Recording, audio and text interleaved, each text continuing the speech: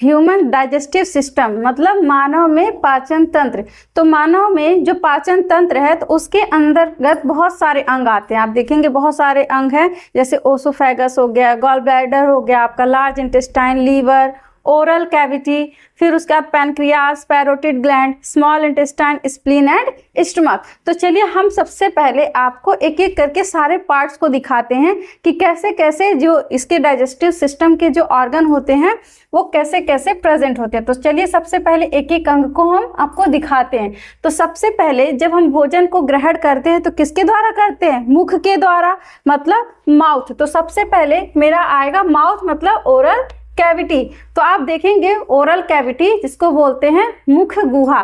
तो कुछ इस प्रकार यहाँ पे इसी के द्वारा हम लोग क्या करते हैं? भोजन को इंजेस्ट करते हैं, मतलब अंतर ग्रहण करते हैं। नेक्स्ट इसके बाद इसका अगला पार्ट, इसी से एक नलिका जुड़ी होती है जिसको बोलते हैं क्या? ओसोफेगस। आप देखिए यहाँ पर एक आपको लंबी सी नलिका दिखाई दे रही है जिसको बोलते हैं ओसोफेगस। और इसी के आपके जो ओरल कैविटी है, ओरल कैविटी के बगल में आपको दिखाई देगा पैरोटिड ग्लैंड। ये क्या है? पैरोटिड ग्लैंड, जो क्या जहां से लगभग जो लार का सिक्रीशन होता है इसी ग्लैंड के द्वारा होता है। इसके बाद नेक्स्ट पार्ट आता है क्या? इसमें स्टमक। तो आप स्टमक यहाँ पर देखिए, यहाँ पर स्टमक देख सकते हैं। इसका नेक्स्ट पार्ट क्या हो जाएगा? ये है स्टमक। और इसी स्टमक के बैक साइड में मतलब पीछे की तरफ आपको दिखाई देगा, इसी के जस्ट यहाँ पे इधर कौन बैठा है? ये लीवर बैठा हुआ है। और इसके बाद लीवर के बाद आप देखेंगे इसमें क्या? यहाँ पर आपको दिखाई देगा गॉल ब्लैडर। देखिए यहाँ पर ये गॉल ब्लैडर है जो मटर के दाने के आकार का आपको दिखाई दे रहा होगा। देन इसके बाद आप यहाँ पर स्प्लीन देखेंगे। स्प्लीन के बाद आपको दिखाई देगा क्या? Small intestine. आप यहाँ पर देख सकते हैं ये क्या है? Small intestine. और इसके बाद क्या आ जाएगा आपका? Large intestine. ये क्या है? Large intestine. और एक पैनक्रियाज, आप यहाँ पर पैनक्रियाज देख सकते हैं। तो ये पूरे पार्ट हैं किसके? डाइजेस्टिव सिस्टम के। और हम आज पढ़ने वाले हैं पाचन तंत्र के बारे में। तो सबको एक एक करके सबसे पहले हम जानेंगे कि पाचन क्या होता है, उसके बाद पाचन तंत्र में सारे पार्ट को एक एक करके कि सब में पाचन किस प्रकार होता है। तो hello everyone, welcome to my channel. कैसे हैं आप सब? उम्मीद है आप सब बहुत अच्छे होंगे, मस्त होंगे। मैं आज आपको जैव विकास में अगर बात करें जैव प्रक्रम में, तो आज हम आपको बताने वाले हैं क्या? मानव में पाचन। आपका पहले, इसके पहले मैंने आपको अमीबा में पाचन बताया था। आज हम पढ़ने वाले हैं मानव में पाचन। तो मानव में पाचन से पहले मैंने आपको पाचन तंत्र के बारे में बताया कि कौन कौन से पाचन तंत्र होंगे। तो आप देखिए, अगर बात करें इस पाचन तंत्र की, तो जैसे देखिए अब पहले पाचन क्या होता है। तो सबसे पहले आप सिंपल सी कहानी जान रहे कि भोजन हमने किया और क्या हो गया? पेट में गया, हमारे स्टमक में गया और भोजन पच गया। इतना तो आप जानते ही होंगे। लेकिन आप सोचेंगे बस यहीं तक हमारा सिस्टम है? तो ऐसा नहीं है। आज तक जो भी पाचन के बारे में या पाचन तंत्र के बारे में नहीं जानता है तो वो ये वीडियो पूरा शुरू से लास्ट तक जरूर देखे, और उसके बाद उसको कभी भी इस टॉपिक से उसको कोई डाउट नहीं रह जाएगा। तो शुरू करते हैं। सबसे पहले पाचन क्या होता है? तो देखिए, अगर मान लीजिए मैंने रोटी खाया या चावल खाया, तो सबसे पहले उस चाहे रोटी को खाएं या चावल को खाएं, तो हम सबसे पहले उसको किसके द्वारा लेंगे? तो इसी मुख के द्वारा। यहाँ पे हमारा जो माउथ है, तो इस माउथ के द्वारा उस भोजन को हम अंदर लेंगे। लेकिन जब हम लेंगे तो क्या वो खड़े रोटी तो आपके पेट तक तो आएगी नहीं? ऐसा तो होता नहीं है। क्या होगा? उस रोटी का या फिर चावल, दाल, जो भी मिठाई, रसगुल्ला, आप जो भी खाते, गुलाब जामुन सब खाते हैं ना, उन सबों का जैसे ही हम खाएंगे तो हमारे मुख में भी बहुत सारे पार्ट होते हैं। तो माउथ में क्या क्या पाए जाते हैं? जैसे आपके दांत हो गए, जीभ हो गई, है कि नहीं? और आप भोजन को देखते हैं तो लार भी टपकती है, तो लार ग्रंथियां भी इसमें पाई जाती हैं। तो भोजन का पाचन देखा जाए तो इस मुख से ही शुरू हो जाता है। तो ये क्या करेगा? जो मैंने रोटी खाया या चावल खाया उसको क्या करेगा? पहले छोटे छोटे पीसेस में उसको तोड़ेगा। मतलब बात करें कि पाचन क्या है, तो हमने जो भी भोजन किया और उसको छोटे छोटे पार्ट में, मतलब क्या होगा, कॉम्प्लेक्स से सिंपल, मतलब कह सकते हैं जटिल से उसको पहले क्या कर देते हैं, सरल अणुओं में उसको तोड़ देते हैं। अब जब तोड़ देते हैं तो उसके बाद क्या हो जाएगा, हमारे स्टमक में जब भी ये भोजन जाएगा तो क्या होगा, यहाँ पर जो भी और कुछ बचा हुआ होगा उसका पाचन हो जाएगा, फिर इंटेस्टाइन में जाएगा, वहां पर भी कुछ पाचन होगा। उसके बाद क्या होगा, जो भी हमारे शरीर के लिए जितने भी आवश्यक तत्व हैं, जैसे आपको कार्बोहाइड्रेट, प्रोटीन, वसा, जितने भी आपको पोषक तत्व चाहिए, पहले शरीर क्या करेगा, उनका अवशोषण कर लेगा। तो यहाँ तक तो कहानी समझ में आए कि मैंने भोजन किया, भोजन का पाचन हुआ, उसके बाद से जो भी हमको ऊर्जा की आवश्यकता है तो जिस भी रूप में उसका क्या हो जाएगा, अवशोषण कर लेंगे। अवशोषण के बाद अब जितने भी पचे हुए, जितने भी अधपचे, मतलब जितने भी अब अपचे भोजन है, मतलब जो भी हमारे शरीर के लिए अब आवश्यक तत्व उसमें से जिसमें नहीं पाए जाते हैं उनको क्या करते हैं, बाहर एक्सक्रीट कर दिया जाता है। मतलब किसके द्वारा, एनस के द्वारा, या जिसको हम बोलते हैं गुर्दा। ठीक है, तो अगर बात करें इस पाचन तंत्र की तो इसकी कहानी कहाँ से शुरू होती है, मुख से शुरू होगी, और आपका जो गुदा द्वार है जिसको हम क्या बोलते हैं, एनस, यहाँ पे आके खत्म होती है। तो अगर देखा जाए तो भोजन हम इस ओरल कैविटी से, मतलब मुख गुहा से लेते हैं, और यहाँ पे देखिए ये एक लंबी नलिका आती हुई आपको दिखाई दे रही है, इसी को बोलते हैं ग्रास नली, या फिर कह सकते हैं इसको क्या, ओसोफेगस। तो यहाँ से भोजन आएगा, फिर यहाँ पे आपके पेट में आएगा जिसको स्टमक बोलते हैं, और इस स्टमक से होते हुए सबसे पहले आएगा छोटी आंत में। ठीक है, किस में आएगा, छोटी आंत, स्मॉल इंटेस्टाइन में। छोटी आंत से जाएगा बड़ी आंत में जिसको बोलते हैं लार्ज इंटेस्टाइन, और इस बड़ी आंत से फिर यहाँ पे लास्ट में देखिए यहाँ पे पाया जाता है क्या, यहाँ पर है गुदा। तो इसी गुदा के द्वारा बाकी जितने भी भोजन की आवश्यकता हमारे शरीर को नहीं है उसको बाहर एक्सक्रीट किया जाता है। क्योंकि देखिए आप जितना भोजन करते हैं तो क्या उतना पूरा आपका शरीर पचा लेगा, नहीं ना। तो जितना आपके शरीर के लिए आवश्यक तत्व नहीं है, मतलब जितने भी अपशिष्ट पदार्थ है, जितने अब आपके शरीर के लिए हानिकारक होंगे, वो सारे इसी गुदा के द्वारा, इसी एनस के द्वारा क्या होंगे, शरीर से बाहर एक्सक्रीट कर दिया जाएगा, मतलब बाहर शरीर से निकाल दिया जाएगा। तो इतना आपको समझ में आया कि पहले पाचन क्या होता है। ठीक है, पहले आप पाचन जानेंगे, फिर हम एक एक करके सब में बताएंगे कि कैसे कैसे पाचन होता है। तो चलिए सबसे पहले जानते हैं कि पाचन क्या होता है।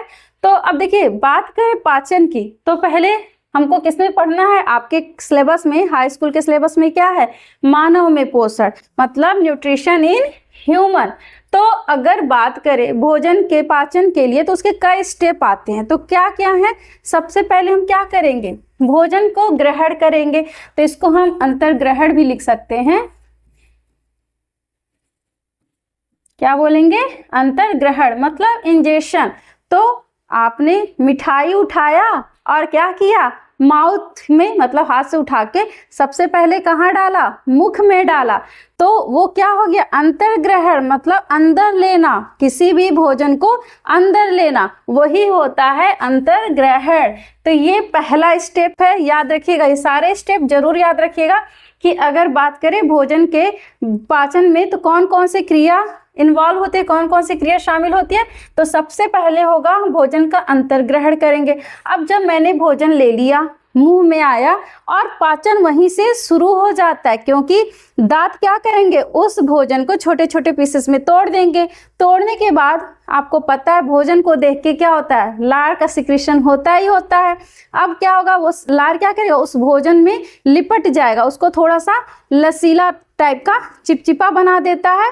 ठीक है, और उस लार में भी कुछ एंजाइम पाए जाते हैं, एसिटाइलिन हो गया, वो क्या करेगा, यहाँ पे सबसे पहले कार्बोहाइड्रेट का पाचन यहीं से शुरू हो जाता है।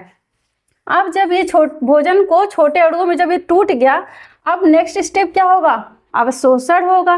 क्योंकि अब जितने भी टूटे हुए पोषक तत्व हैं, अब उनमें कुछ कार्बोहाइड्रेट होंगे, कुछ आपके प्रोटीन होंगे, कुछ फैट होंगे। अब जितने भी पोषक तत्व हमारे शरीर के लिए जरूरी है उसका हम अवशोषण कर लेंगे। तो जब उनका हम अवशोषण कर लेंगे तो फिर क्या होगा, अधिशोषण मतलब अभिशोषण। अब एसिमिलेशन होगा, क्योंकि अब हम जिसका अवशोषण किए हैं तो हमको प्रोटीन ऐसे तो चाहिए नहीं। प्रोटीन किस लिए लेते, एनर्जी के लिए। कार्बोहाइड्रेट किस लिए लेते, एनर्जी के लिए। तो अब क्या करेंगे, अब उसको चेंज कर देंगे किसमें, ऊर्जा के रूप में। तो क्या हो जाएगा, अवशोषित पोषक तत्वों का शरीर की कोशिकाओं द्वारा उपयोग करना, किसके रूप में, ऊर्जा के रूप में। फिर लास्ट स्टेप आता है विसर्जन, जिसको बोलते हैं इजेशन। इजेशन भी बोल सकते हैं, एक्सक्रीशन भी बोल सकते हैं। तो अब जितने भी आपके अपच्य पदार्थ हैं, अपच्य मतलब जितने भी अपशिष्ट पदार्थ है, जितना अब आपके शरीर को जरूरत नहीं होता है, उनको क्या करेंगे, मल के रूप में बाहर निकाल दिया जाता है। तो ये स्टेप है किसके, मानव में पोषण के, ये कुछ स्टेप हैं। अब सबसे पहले इसमें जानेंगे कि मुख्य पाचन अंग कौन कौन से होते हैं। तो मैंने आपको डायग्राम में पहले बता दिया है कि कौन कौन से पाचन तंत्र होते हैं। तो देखिए सबसे मुख्य, क्योंकि पाचन अंग भी दो तरह के होते हैं, एक आपका होता है मुख्य पाचन अंग, एक होता है आपका सहायक अंग। सहायक का मतलब अब इस पाचन में जो अंग सहायता करे, मतलब भोजन को पचाने में जो अंग सहायता करते हैं उनको बोलते हैं पाचन या फिर सहायक अंग है। तो मुख्य पाचन अंग कौन कौन से हो जाएंगे बेटा, सबसे पहले आएगा मुख। मुख के द्वारा हम क्या करते हैं, क्योंकि ये अंग है, उसी के द्वारा हम भोजन ले रहे हैं। फिर उसके बाद आता है ग्रसनी। ग्रसनी यहीं पर प्रेजेंट होता है, जस्ट मुख के नीचे। फिर आपका आता है ग्रास नली, जो लंबी सी नलिका दिखाई दे रही थी उसको बोलेंगे ग्रास नली। फिर पेट मतलब आपका अमाशय बोल सकते हैं या उदर रीजन कह सकते हैं। छोटी आंत, फिर बड़ी आंत आएगी और लास्ट में आएगा गुदा। तो ये हो गए आपके मुख्य पाचन अंग। फिर नेक्स्ट आता है सहायक अंग। अब सहायक अंग क्या है, जिनको हम बोलते हैं एक्सेसरी ऑर्गन। जैसे मान लीजिए मुख है, मुख में पाचन सहायक अंग के द्वारा होता है। हमारा सिर्फ मुख तो पाचन नहीं करता, मुख सिर्फ क्या करेगा, भोजन को लेगा, भोजन को सिर्फ लेने का काम करता है। लेकिन इस मुख में क्या प्रेजेंट होते हैं, जैसे दांत प्रेजेंट होते हैं। तो दांत क्या करेंगे, उस भोजन को तोड़ने का काम करते हैं। वो डायरेक्ट नहीं करते, इनडायरेक्ट करते हैं, इसीलिए वो सहायक अंग है, क्योंकि वो कहीं ना कहीं इनडायरेक्टली पाचन में हेल्प कर रहे हैं। उसके बाद से जीभ है। जीभ क्या करेगी, जो लार सिक्रीट हो रहा है उनको मिलाने का काम करेगी। तो आप देखिए पहला सहायक अंग आपका दांत हो गया, दूसरा जिह्वा हो गई, जिसको जीभ बोलते हैं, टंग, क्योंकि ये क्या करेगी, जो भी भोजन अब छोटे छोटे पीसेस में टूट गए हैं उनको क्या करेगा, लार में मिलाने का काम करेगा। लार ग्रंथियां, इसमें भी टाइलिन नामक एंजाइम पाया जाता है, जो क्या करेगा, उसको पचाने में मदद करेगा। फिर यकृत आ गया, अग्नाशय और पित्ताशय। इन सबों से क्या होगा, इन सबों से डाइजेस्टिव जूस सिक्रीट होता है, जो उस भोजन को पचाने में मदद करते हैं। तो सहायक अंग में कौन कौन से आ गए बेटा, सबसे पहले आ गया टीथ, फिर आ गया जिह्वा, नेक्स्ट आ गया लार ग्रंथियां, फिर यकृत, अग्नाशय और पित्ताशय। कभी भी ये अंग आपके मतलब मुख्य अंग में नहीं आते, किस में आते हैं, सहायक अंग में आते हैं। तो सबसे पहले अब भोजन हमारा कहाँ से शुरू हो रहा है, मुख से शुरू हो रहा है। तो सबसे पहले पाचन कहाँ से शुरू होगा, मुख से होगा। तो बस अभी हम मुख के बारे में जानेंगे, बाकी जो मुख के पार्ट हैं, मतलब जैसे दांत हो गया, जीभ हो गया, क्योंकि उस पे भी आपके क्वेश्चन आते हैं, तो उनको हम नेक्स्ट पार्ट में बताएंगे। लेकिन आज हम बस बता दे रहे हैं कि मुख के बारे में, कि जैसे पाचन की प्रक्रिया में सबसे पहले कहाँ पाचन होगा, मुख में पाचन होता है। तो भोजन का ग्रहण मुंह से होता है। दांत भोजन को चबाकर छोटे छोटे टुकड़ों में क्या करते हैं, तोड़ते हैं। लार ग्रंथियां लार का स्रावित करती हैं, जिसमें एमाइलेज एंजाइम होता है, यह स्टार्च को माल्टोज में बदलना शुरू करता है। तो ये हो गया आपके पाचन की प्रक्रिया में सबसे पहला आपका क्या है, मुख में पाचन, मतलब मुंह में जब हम भोजन ले लेंगे। अब मुख गुहिका में कौन कौन से पार्ट होते हैं, तो मुख्य गुहिका में निम्नलिखित महत्वपूर्ण अंग पाए जाते हैं। जैसे कौन कौन से होंगे बताइए, अभी मैंने बताया था क्या होगा, दांत होगा, जीभ होगा, लार ग्रंथियां होंगी, तालु होगा, तालु जान रहे हैं ना, यहाँ पे पीछे की तरफ अंदर से देखेंगे तो उसको हम पैलेट बोलते हैं। तो ये आपके क्या है, मुख के जो आपके हमारे जो ओरल कैविटी है उसके अंदर के ये पार्ट हैं। तो हम सबको एक एक करके डिटेल में पूरा अच्छे से आपको बताएंगे, वो भी आपको पूरा प्रॉपर नोट्स के साथ। तो आज के लिए बस इतना ही। कल हम पढ़ेंगे दांत के बारे में। तो मिलते हैं नेक्स्ट वीडियो में। Thank you.